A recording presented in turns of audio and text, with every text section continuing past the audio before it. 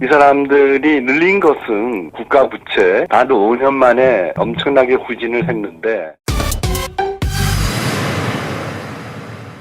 우리 칼럼니스트 예. 가운데 아주 글을 잘 쓰시는 우리 예. 카이스트 명예교수 이각봉 교수님도 오늘도 좋은 칼럼을 쓰셨던데 원래 그 이각봉 교수님께서 오늘 그 스튜디오에 당초 출연하시기로 하셨다가 몸이 좀 편찮으셔서 스튜디오를 못 나오셨습니다. 그래서 전화로 이각봉 교수님을 한번 연결해 보겠습니다. 교수님 나와 계십니까? 네, 안녕하세요. 네, 어떻게 목소리는 괜찮으신가요? 지금 들으시는 대로. 네네. 오늘 시간이 되면 여기 스튜디오에 나오시기로 하셨는데, 네. 여러 가지 건강 상태나 목 상태를 고려해서 오늘, 집에서 방송하시는 것을 우리 시청자분들께서 양해해 주시면 감사하겠고요. 오늘 그 교수님께서 저희들께 좋은 칼럼을 많이 보내주고 계신데, 네. 오늘도 저희들 아침에 보도된 걸 보니까 교수님께서 보내주신 칼럼이 있더라고요. 예. 그 칼럼의 제목이 대한민국 전진할 것인가 후진할 것인가 이렇게 되어 있습니다. 네. 그래서 소제목으로 이렇게 정리를 해놓은 걸 보면은 집권 5년간 거들낸 국가 경제의 책임을 윤석열 정부에 떠넘긴 문재인 정권, 또 야당의 집요한 선전전으로 국정 실패의 낙인 찍힌 윤석열 정부, 여러 가지, 그 다음 문재인 정부의 국가 후진 기간, 이번 총선은 국가 전진 세력과 국가 후진 세력 간의 선택, 이렇게 저희들이 제목을 여러 가지로 뽑았는데, 이번 우리 교수님께서 보시기에 이번 총선을 어떻게 규정하고 계시는지, 또 앞서 말씀하신 대로 집권 5년간 거들낸 국가 경제의 책임을 윤석열 정부에 떠는 게 문재인 정권 아니냐 하는 그런 지적은 어떤 배경에서 하는 것인지 좀 말씀을 좀 해 주시죠. 네, 우리 정부가 수립된 이후로 이승만 대통령부터 시작해서 50년간 우리나라는 세계에서 어느 나라와 비교할 수 없을 정도로 많은 발전을 했습니다. 그래서 그 세계 200여 개 국가 중에서 못 사는 순위로 6번째 하던 나라가 이거는 1960년 통계인데요. 1960년에는 우리나라가 세계에서 6번째로 못 사는 나라였습니다. 그런 나라가 50년 만에 세계 10대 강국이 되지 않았습니까? 그렇죠. 이렇게 발전한 나라가 없었죠. 그런데 문재인 대통령이 취임할 때 일본의 고이즈미 총리라고 있지 않았습니까? 고이즈미 총리 있죠. 그분 제 직시에 야스쿠니 신사 그 전범 을 봉인한 그 신사에 가서 저희가 굉장히 싫어했고 저도 상당히 그 사람에 대한 선입견은 안 좋은데 그분이 당시에 했던 얘기를 돌이켜 보면서 우리가 그렇게 싫어하고 경멸하던 총리도 일본 사람인데도 뭔가 제대로 보는 게 있었구나 했습니다. 뭐라고 말씀하셨나요, 당시에? 그분이 뭐라 그랬냐면 대한민국은 50년 동안에 이루어놨던 성과를 단 5년 동안에 다 까먹게 생겼다. 이렇게 얘기를 했어요. 아주 노골적으로. 당시에요? 그래서 문재인 정부 5년을 보니까 정말로 다 까먹었습니다. 이 사람들이 늘린 것은 국가 부채, 가계 부채이고 이 사람이 줄인 것은 우리가 갖고 있던 그 프라이드, 자긍심이었어요. 그러니까 이렇게 아주 극명하게 우리나라의 후진을 만든 건 없었죠. 50년 동안에 전진하던 나라가 단 5년 만에 엄청나게 후진을 했는데 윤석열 대통령은 말하자면 막 후진해가지고 벼랑 끝으로 가고 있는 그 수레를 억지로 멈춰 세워가지고 지금 끌어올리는 그런 형태거든요. 그런데 취임하자마자 2달 지나서 여러 여론조사 기관에서 윤석열 대통령 잘한다, 잘못한다 이런 데서 30% 중반으로 나오니까 이렇게 못하는 정부가 있느냐 이렇게 공격을 했지만 네. 실제로는 보십시오. 우리나라 그때 그 국가부채, 가계부채 그렇게 해서 우리 국민들이 그 엄청난 고물가에 시달리고 있었죠. 네. 그다음에 청년들의 일자리가 엄청나게 줄었습니다. 네. 그리고 이 사람들이 해놨던 그것 때문에 5년 동안에 이 나라 갈라치기를 해가지고 네. 지금도 그렇지만은 그 양쪽 그 팬덤들이 도저히 서로를 이해할 수 없는 그런 나라로 왔잖아요. 지금 중간지대가 굉장히 많이 없어졌습니다. 예. 이렇게 나라를 망칠 수가 있는가? 네. 라고 생각하고 있었는데, 저는 이 윤석열 정부가 이렇게 공격받고 있는 그 굉장히 중요한 이유가 윤석열 대통령한테도 있다고 생각합니다. 네. 왜냐하면 윤석열 대통령은 취임할 당시에 그리고 국민들에게 우리나라가 어떻게 여기까지 왔느냐 하는 거를 좀 소상하게 설명했어야 돼요. 네. 그 당시에도 국가 부채는 굉장히 높았고 가계부채 엄청나게 많지 않았습니까? 네. 그리고 국민들은 그 당시에 높은 물가 그리고 저성장으로 굉장히 어려워하고 있었어요. 네. 아파트값 폭등도 당시에 일어났고요. 예. 탈원전을 통해서 뭐 여러 가지 또 문제도 많이 생겼죠. 그렇죠. 네. 네. 그 아파트값 폭등이라는 것도 이게 다 이념에 의해 가지고 네. 정책을 하기 때문에 그렇거든요. 그러니까 가진자로부터 가능한 한 세금을 많이 거두어 가지고 자기네들이 생각하는 데다 쓰겠다 했는데 가진 자들에게 세금을 많이 걷는다고 부동산 관련 여러 세제를 만들고 부동산 거래를 힘들게 만들고 이러니까 부동산 가격은 폭등할 수밖에 없는 거고요. 네. 그리고 청년들에게 일자리를 만들어줘야 되는데 그걸 안 하고 굉장히 많은 이 공공부문에 일자리를 늘렸어요. 네. 이거는 그 기업 회계처럼 회계 책임을 지지 않는 거니까요. 네.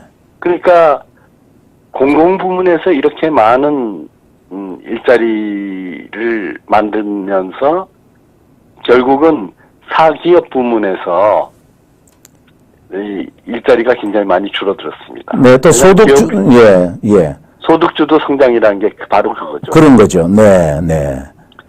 마차를 말에 앞섰다 하는 얘기인데요. 네. 그 말이 앞에서 마차를 끌어야지 왜 마차가 중요하다. 그래가지고서 마차를 말에 앞세워가지고 가느냐 하는 그런 비판인데 네. 소득주도 성장을 하면서 두 가지가 있습니다. 하나는 억지로 그 일자리 만들기 쉬운 데다가 일자리를 만들어서 정말로 일자리를 못 구하게 하고 일자리를 못 구한 사람들에게 정부가 또 보조금을 줬거든요. 여러 가지 형태로. 그리고 심지어는 선거를 앞두고 지난 총선 때 네. 엄청난 그 돈 풀기를 했습니다. 네, 코로나 지원금 형태로 많이, 현금을 많이. 그런 뿌렸죠. 명목으로. 네. 네. 그래서 세수가 엄청나게 증가했는데 이 사람들 그야말로 팍팍 긁어서 네. 이 국민들의 혈세를 긁어냈으니까요. 네. 세수가 엄청나게 증가가 됐는데 그 세수 증가 부분을 전부 다 해프게 퍼주기로 다 썼습니다. 네. 그래서 지금 국가 재정이 엉망인데 그 윤석열 정부에서는 그러기 때문에 우리는 이 부채를 늘리지 않겠다. 그리고 이 기업이 열심히 활동을 해가지고 일자리를 늘리게 하겠다. 네. 그래서 전체적인 국민 소득이 올라가게 하겠다. 결국은 성장 주도에 의한 일자리 창출이라는 가장 그 경제의 원론적인 그 해법을 하고 있는데 이거는 그 화려하지가 않아요. 네. 막 일자리를 일부러 만들고 국민들에게 막 돈을 뿌려주고 이래야지 화려하게 보이는데 이건 그야말로 원론적으로 하니까 네. 화려하지가 않습니다. 근데 윤석열 대통령이 뭘 잘못했냐면 네. 내가 지금 이렇게 하고 있습니다. 네. 그거를 국민들에게 알려줬어야 돼요. 네. 근데 윤석열 대통령은 취임 직후부터 한 번도 전임 정부가 이렇게 돼서 우리가 지금 힘듭니다. 아, 네. 국민 여러분 좀 참아주십시오. 우리 이거 바꾸겠습니다. 이런 메시지를 안 넣었어요. 네. 문재인 정부는 5년 내내 적폐청산이라 그러면서 뭐 좀 문제 있으면 전부 박근혜 정부가 잘못해서 지금 이렇습니다 그러면서 5년 내내 적폐청산 부르짖었잖아요. 네. 그래서 이 적폐 정권을 촛불혁명으로 우리가 몰아냈습니다. 그거를 선전하고 퇴임할 때까지 촛불혁명 얘기를 했어요. 거기서 아마 윤석열 대통령이 질렸던 것 같아요. 나는 저런 대통령이 안 돼야 되겠다. 근데 문제는 네. 그런 대통령에 대해서는 취임 딱 2달 되니까 뭐라 그러냐면 대통령 하나 바꿨을 뿐인데 뭐가 이렇게 힘드냐. 네. 국민 생활이 갑자기 힘들어졌다. 그렇게 얘기를 하면서 바로 취임 2달 됐을 때부터 탄핵이라는 얘기를 꺼내기 시작했습니다. 네. 네. 교수님, 지금 윤석열 대통령이 집권한 이후, 지금까지 이제 한 2년 채 안 됐습니다만은, 그동안 많은 정책들을 실시하려고 했지만, 국회가 어쨌든 여소야대 정국이었지 않습니까? 그러니까 입법을 그렇죠. 통해서 여러 가지 정책을 뒷받침해 줘야 되는데, 사실상 대통령만 바뀌었을 뿐이지 공공기관장들도 거의 바뀌지 않았거든요. 그렇죠. 네, 그러다 보니까 사실상 윤석열 정부가 출범은 했지만 실질적으로 일했던 기간은 없지 않았나 하는 그런 생각이 좀 들고 그런 지적을 하는 분들이 많습니다. 그래서 국회 입법을 통해서 뒷받침할 수 있으려고 그러면 뭔가 국민의힘이 이번에 과반수 이상 또는 제1당이 되어야 될 텐데 지금 여러 가지 걱정들이 많기 때문에 앞으로 지금 만약에 총선 결과가 굉장히 여당이 어려운 상황이 된다면은 굉장히 끔찍한 일이 벌어질 것이다 이렇게 걱정하는 분들이 많은데 우리 교수님 볼 때는 어떻게 지금 전망을 하고 계십니까? 네, 지금 그 말씀하신 그대로 정부가 이 경제 문제를 해결하기 위한 법안 27가지를 국회에 냈는데요. 네. 다수당인 더불어민주당이 하나도 처리를 안 하고 있습니다.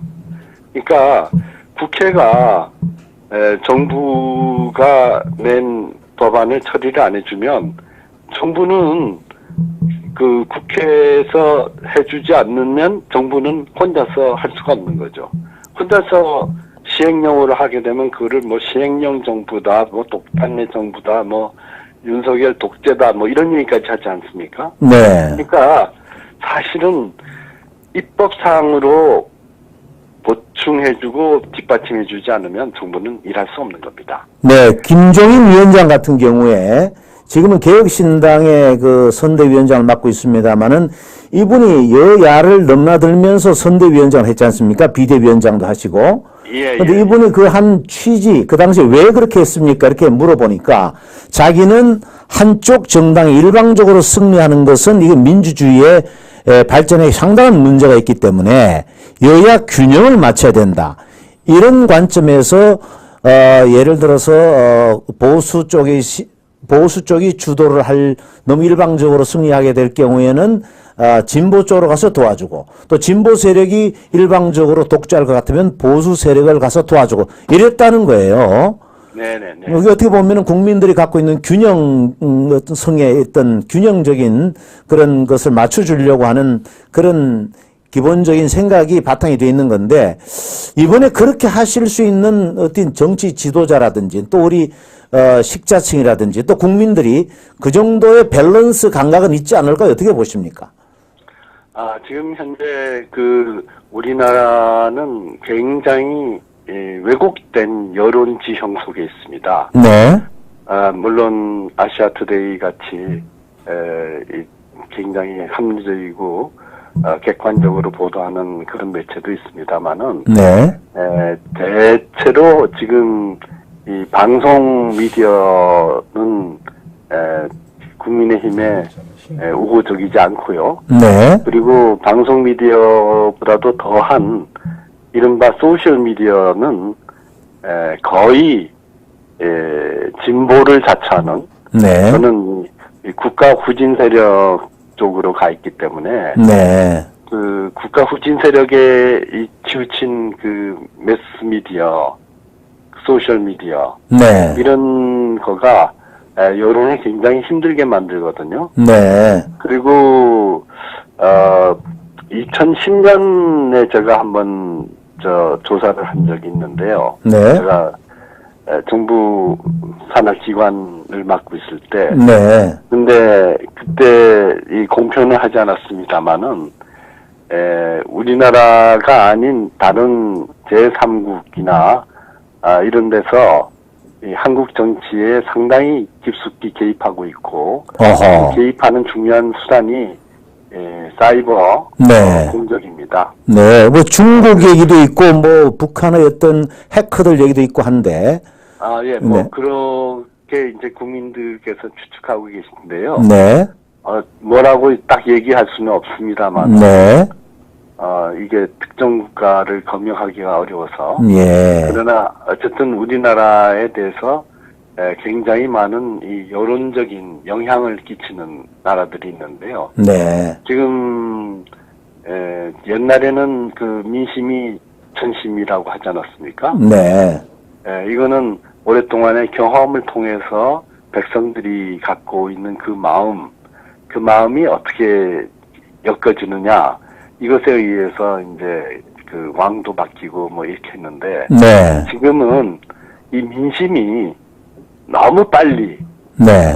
영향을 받고, 소셜미디어의 영향을 받고, 매스미디어의 영향을 받고 있기 때문에, 네. 꼭 민심이 천심인가 하는 생각이 듭니다. 네. 천심이려면, 네. 사람들이 경험에 축적해가지고 생각을 해야 되는데, 네. 지금 이 소셜미디어는 초 단위로 정보들을 쏟아내고 있고, 네. 그게 또 어떤 면에서는 일방적으로 가공된 정보이기 때문에, 국민들이 객관적으로 성찰할 수 있는 네. 그런 그 시간을 주지 않는 것 같습니다. 네. 그래서 옛날에는 정말 우리 국민들이 참 현명하다라는 생각을 저도 10년 전까지는 했었는데, 그런데 최근에 올수록 국민들이 너무 일반적인 그 매스미디어, 소셜미디어의 공격에 지금 무방비 상태로 계시는구나. 네. 이런 생각을 참 많이 하게 됩니다. 네. 교수님 오늘 출연하셔서 여러 가지 말씀을 들었으면 좋았을 텐데, 전화 연결을 통해서 아주 소중한 말씀 해주셔서 감사하고요. 또 기회가 됐으면 스튜디오 오셔서 우리 사회가 직면하고 있는 여러 가지 문제에 대해서 한번 심도 있는 토론을 나눠봤으면 좋겠습니다. 교수님 오늘 감사합니다. 네, 감사합니다. 네. 네.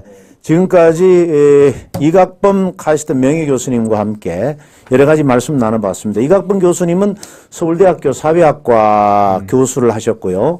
김영삼 정부 때 정책기획수석 비서관을 지내시면서 우리나라의 정보화의 밑거림을 까신 분으로서 상당히 개혁적인 분이시고, 또 당시 학교 다닐 때는 굉장히 뭐라 할까요? 좀 사회학을 전공하신 분들이 대체적으로 그런데 진보적인 성향의 학자이십니다. 이런 분들이 지금 우리 사회를 이렇게 보시는 거예요. 예. 네.